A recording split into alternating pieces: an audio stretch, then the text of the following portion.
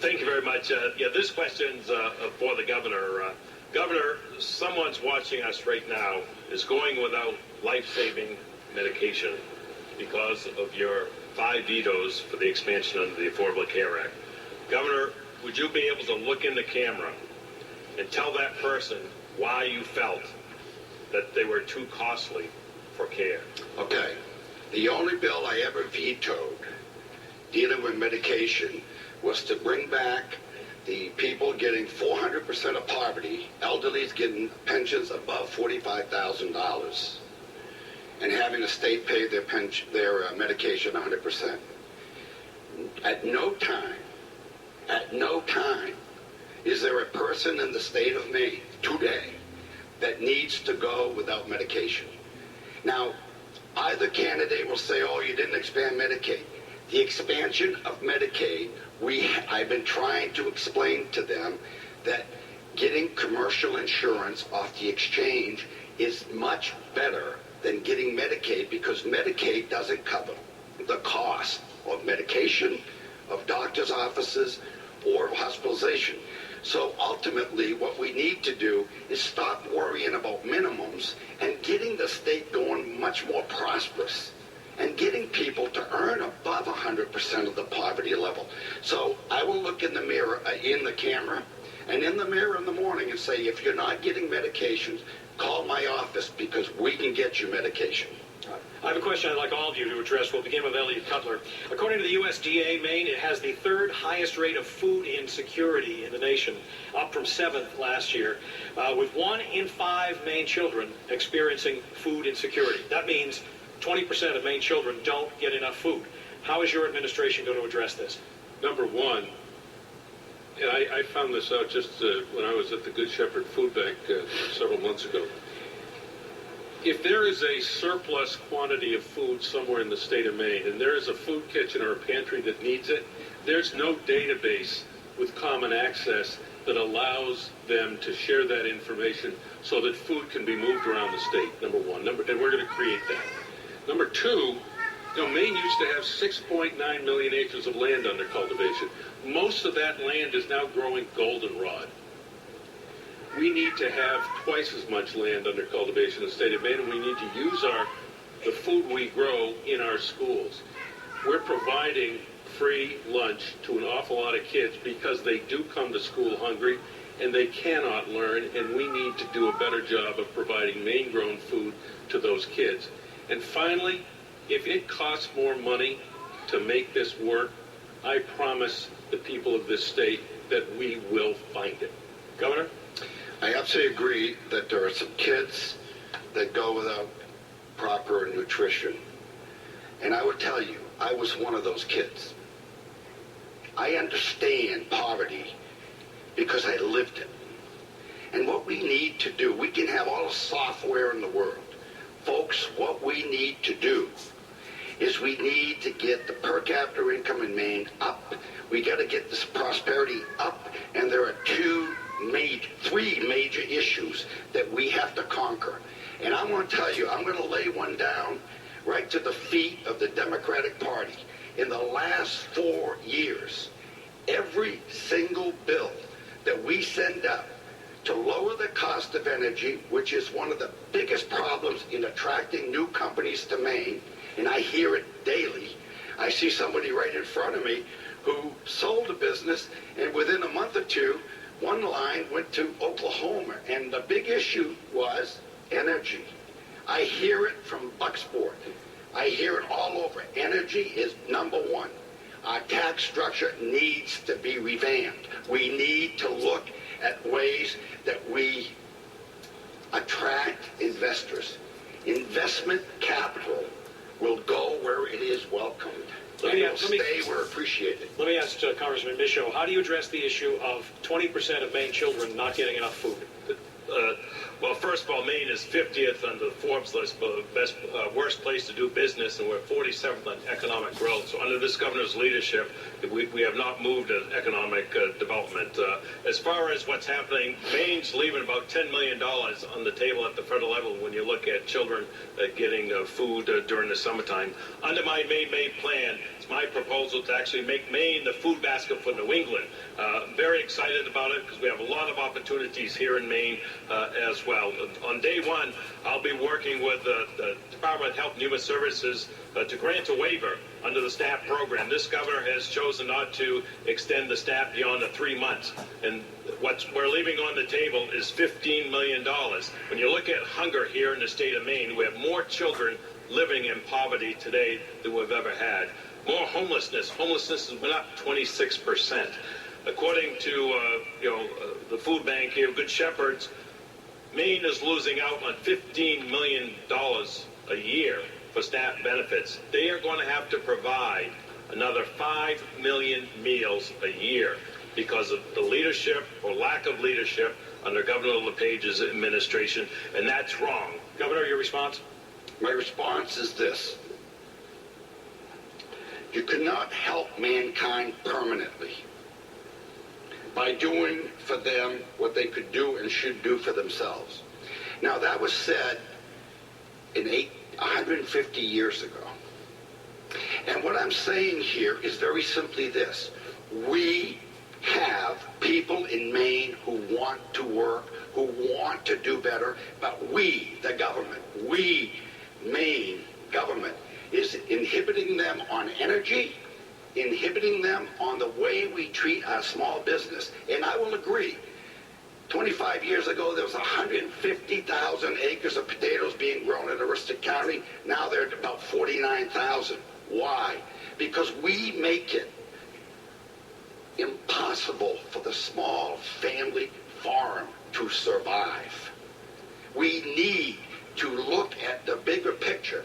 Now, with children, this is what happened last year. I vetoed a bill that said the governor of Maine will eradicate hunger by December 31, 2014 with existing resources. So I vetoed the bill. Because what it was saying is all the schools in Maine will open in the summer and feed the children. The problem with that is they don't have the money. Elliot Cutler, you had a response? Well, the governor's half right. The problem is... We have improving. That is. God help us if we give you 4 more years. The governor's half right. It's all about the economy.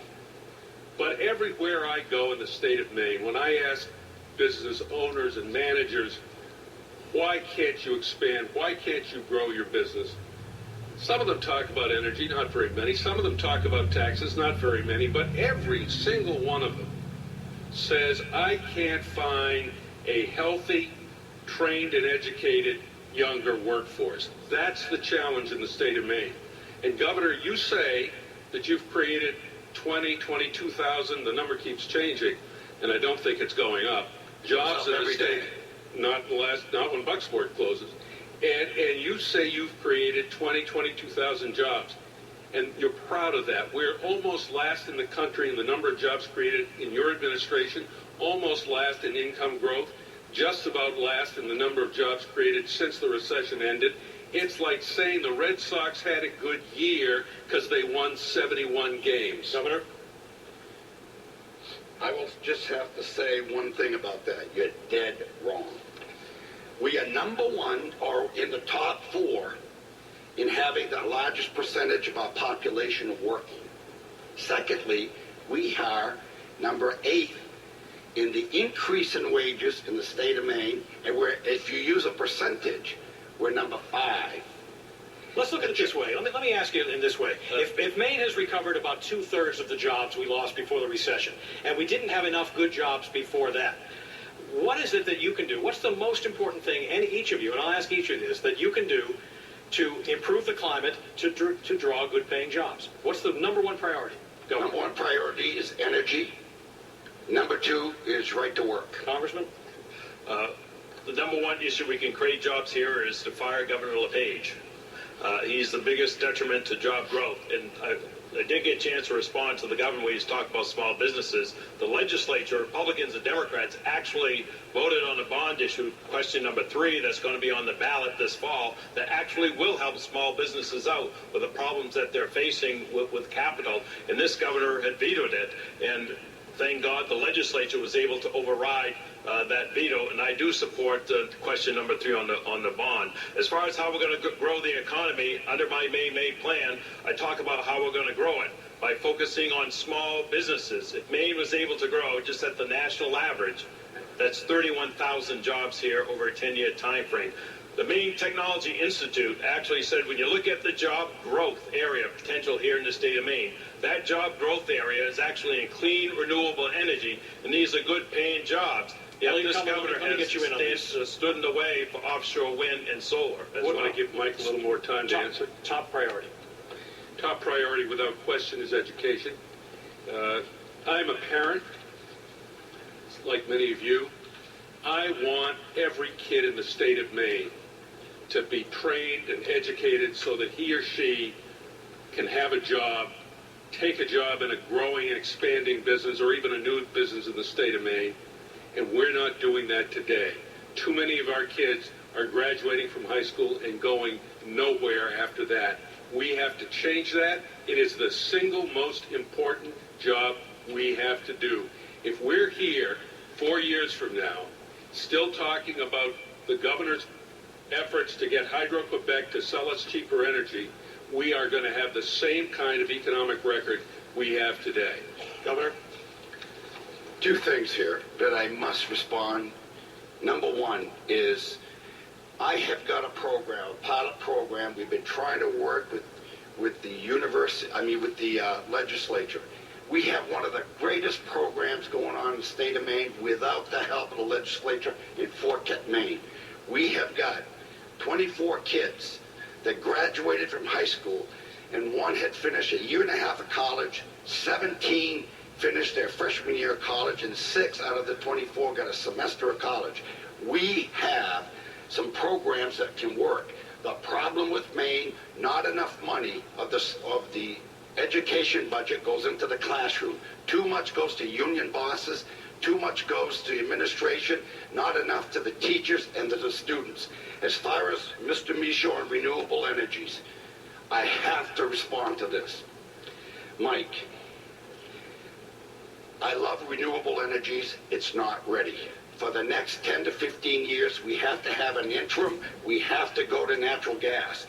Now, you say your party is all about offshore wind and solar. Now, if you take Rock Mountain in Mars Hill, it's got 26 turbines up there.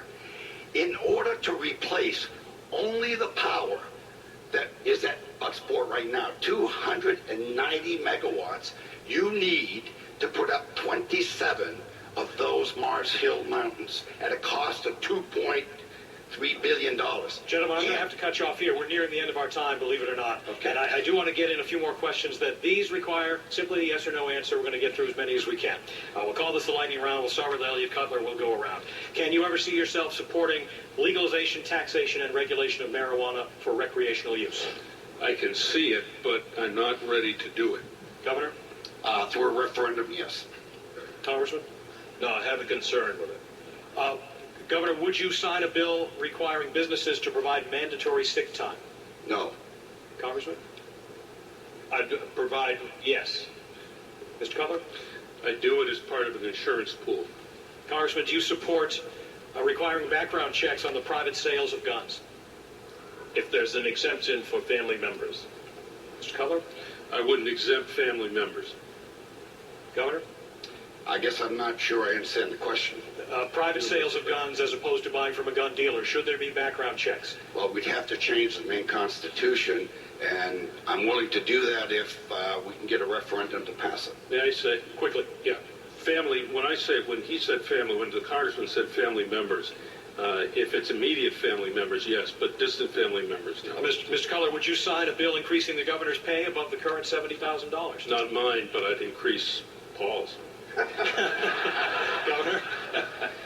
I think the governor's state of Maine salary should be elevated. And I'll say one more thing. The senior management in the state of Maine's salaries ought to be increased. It's very, very difficult to find very capable and seasoned executives. Congressman, a pay raise for the governor? For future governors. The governor, Not myself. Governor, would your administration support building of a nuclear power plant in Maine? Yes. Congressman? No. Mr. Cutler? Not going to happen. Congressman, if Maine had ranked choice voting, which of your opponents would be your second choice? Thank God we don't. Mr. Cutler? I'd leave it blank. Governor? My wife. Good choice. Excellent choice. You can never go wrong with that answer. Well, with that, we'd like to give each of the candidates a minute for a closing statement. We'll begin with Elliot Cutler. Thank you, Pat. Governor LePage and Congressman Michaud want you to believe that this election is just about Republican versus Democrat. It's not that simple.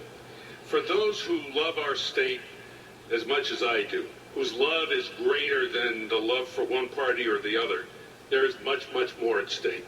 This election is about jobs and about our future, whether our kids, your kids, will be able to live and work and raise their families in the state of Maine. All of the assets and all of the resources that we need to succeed in a 21st century economy are available right here, right now. I'm going to be a leader with 21st century ideas. I'll be your governor. I'm not going to be bound to any special interests because I won't take their money. I'm not going to be obligated to them. I'm only going to be obligated to you. Whether you're a Democrat, a Republican, or an independent, I'm offering you a better way, not left, not right, but forward, and I ask for your vote. Thank you. Thank you, Elliot Cutler. The Republican is the incumbent, Governor Paul LePage. Yeah. Liberals are really, really good at talking. I'm a businessman. I like to just get it done. This election is very clear. You have 2 liberals and 1 conservative. We can go backwards to the last 40 years and continue down that road, or we can continue to move forward and reinvent tomorrows. Because every man, woman, and child in this state deserves to carve out their piece of the American dream, as I have been so fortunate to do in this state. And I will tell you this. You don't become one of the best fiscal managers in 50 states by not understanding economics. In the last 10 days, 12 days, we've been to many, many job openings and ribbon cuttings. You know, Maine voters, I'm not asking for all the votes, just yours. Remember the major difference between my opponents and me. They believe that every day is April 15th. I believe it's July 4th. Governor LePage, thank you. And finally, the Democrat, Congressman Mike Michaud. Thank you very much. As the viewers have seen tonight, there is a very different vision for Maine's future here this evening. And you got a clear choice. You can either continue with the same divisive, partisanship leadership style under our current governor that has kept Maine at the bottom of Forbes' list as far as a place to do business, 47th as far as economic development, or you have a choice to move Maine forward in a positive way, focusing on our strengths as a state with small businesses, tourism, making Maine the food basket for New England, clean renewable energy, and having a stable budget process here. These are Maine's strengths. And I ask the voters of the state of Maine for your vote on November 4th. Congressman Mike Michaud, thanks very much. Our thanks to all of the candidates for taking part tonight and to the Maine State Chamber of Commerce for hosting us. Over the next 2 weeks, we will bring you News Center Voice of the Voter forums with the candidates for U.S. Senate and for Congress in the 1st and 2nd districts. Stay with News Center for continuing election campaign coverage and election results and analysis, and after you cast your ballots on November 4th. Good night from the Augusta Civic Center.